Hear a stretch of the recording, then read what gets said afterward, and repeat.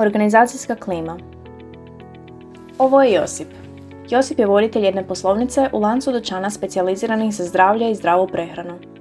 Josipu je šef objasnio da njegov dućan ima problem s prodajom, što šteti organizaciji, te mu govori da zato mora uložiti trud, uvesti nove mjere i popričati s radnicima. Šef pita Josipa za mišljenje kako bi se mogla povećati zarada.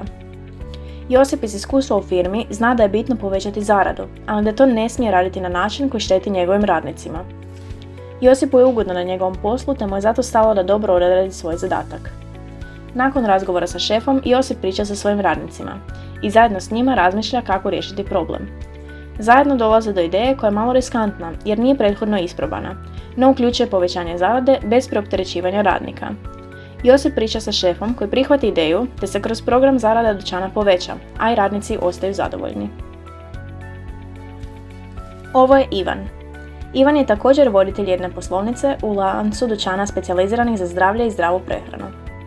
Ivana je šef u mailu obavijestio da poslovnica mora pod hitno povećati zaradu i da mora uvesti novu mjeru koja će povećati zaradu. Ivanu je rečeno da mora radnicima dati manje slobodnih dana kako bi se radom vikendom nadoknadio manjak zarade. Iako Ivan ne želi stvarati pritisak i štetiti svojim radnicima, zna da se od njega očekuju rezultati i da je upravi bitno samo da ih ostvari. Ivan iz iskustva zna da mora uvesti tu mjeru jer će inače biti kažnjen. Ivan je jako zabrinut jer ne zna kako će radnici reagirati, ali mora poslušati upravu.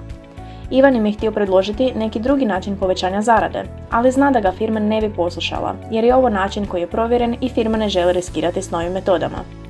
Zarada dućana se povećala, ali je vrlo brzo još više pala, jer su radnici bili nezadovoljni, nekoliko ih je dalo otkaz i otišlo na bolovanje te su postali preopterećeni. Josip i Ivan razlikuju se po organizacijskoj klimi. Josip radi u dobroj, a Ivan u lošoj. No što to znači? Organizacijska klima je subjektivni doživljaj radne okoline, ali i obilježje organizacije. Odnosi se na osjećaje, ponašanja zaposlenika, te je važna za dobar rad i razvoj organizacije. Na organizacijsku klimu utječe više faktora. Prvi je struktura organizacije koji govori o tome tko donosi većinu odluka u organizaciji. Također tu su i razne politike firme, radna opterećenost zaposlenika te njihovi zadaci i ciljevi. Svi ti faktori utječu na efikasnost i inovativnost organizacije, zadovoljstvo poslom, željom za ostajanjem ili napuštanjem organizacije, radnim stresom te zdravljem radnika.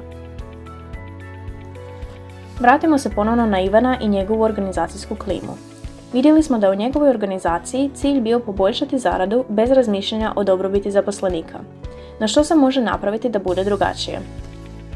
Za početak, omogućiti otvorenu komunikaciju između uprave i zaposlenika. Umjesto da se Ivanu pošalje naredba da uvede neku mjeru, moglo bi mu se objasniti da poslovnica loše napreduje te da treba povećati promet poslovnice, što se mora napraviti uvođenjem novih mjera. Također, važno je omogućiti zaposlenicima da sudjeluju u donošenju odluka. Tako umjesto maila koji Ivanu govori koju mjeru mora uvesti bez propitkivanja, Ivanu se može ponuditi više mjera koje se mogu uvesti i pitati ga za njegovo mišljenje o učinkovitim mjerama. Tako bi se smanjila frustracija i nezadovoljstvo, te bi se došlo do učinkovitijeg rješenja i većeg osjećaja kontrole. Da bi se to dogodilo, važno je da je politika organizacije usmjerena na odnose, a ne na zadatak. U Ivanovoj organizaciji važno samo izvršavanje zadataka i to dovodi do preopterećenja zaposlenika, izgaranja na poslu, nezadovoljstva, stresa i napuštanja organizacije. Organizacija usmjerena na odnose brine za svoje zaposlenike, te možda sporije ostvari povećanje profita, ali to postiže na održiv način te je dugoročno isplativije za organizaciju. Konačno, važno je uvođenje tehnoloških promjena kako bi se radnicima olakšao i unaprijedio rad. Tako se kod Ivana zarada može povećati otvaranjem online trgovine uz fizičku, što bi smanjilo broj ljudi koji moraju fizički doći, ubrzava proces prodaje te omogućava radnicima slobodne dane koje je organizacija ukinula. Organizacijska klima je važan dio funkcioniranja i razvoja organizacije. Zato je važno da bude ugodna za sve zaposlenike, poveća zadovoljstvo poslom i poveća efikasnost organizacije, jer na kraju s razlogom se kaže zadovoljan radnik je i dobar radnik.